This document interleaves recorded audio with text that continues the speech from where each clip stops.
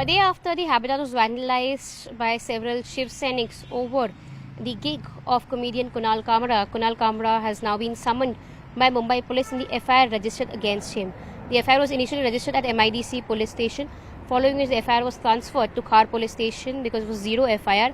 It's the same place where the FIR was registered against Shiv Sainiks as well.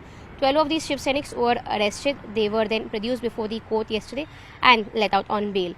Now, as a part of the investigation by the cops, they are trying to understand and access call data records of comedian Kunal Kamra.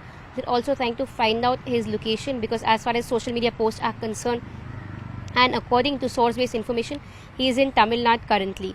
Clearly, all of this is a point of investigation, but apart from that, cops are also trying to understand the content of the video and the video that's uploaded on social media, whether it was Kunal Kamra who personally handles his social media account or it was someone else, and on whose behest, in fact, was that video uploaded, particularly on Sunday. All of these are points of investigation by the cops.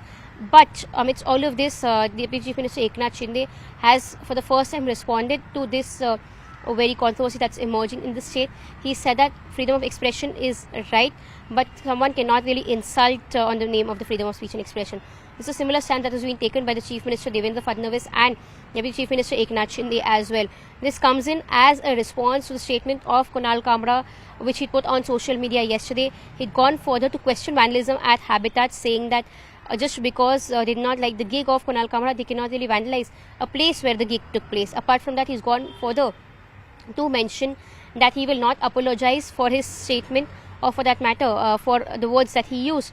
In fact, he says he's willing to cooperate with the investigating agencies and would try to adhere to whatever is required, but would not really apologize. Amidst all of this, of course, we've seen there have been several Shiv Sainiks who've taken to social media to in fact threaten him. There have been several calls that have been made to Kunal Kamra. The audio clipping of several of these calls have also gone viral. So all of these are important points that emerge.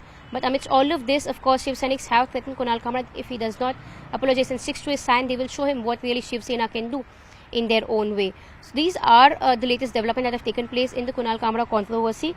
But while all of these statements emerge and there's a war of words between the leaders of Mahayuti and Mahavikas Aghadi, what's important to note is that in defense of Kunal Kamra, there have been several opposition leaders who've gone ahead and mentioned that there was no name that was used while Kunal Kamra was using his gig, and there was absolutely no reference being made or a direct reference being made to Eknath Shinde. But despite that, if Shiv Sainiks have assumed that it was directly directed towards Eknath Shinde, then it is nowhere a fault of Kunal Kamra. Of course, this has further led to discussion and debate being made over freedom of speech and expression and how much is too much. Of course, it's a point of debate that has been taking place for quite some time.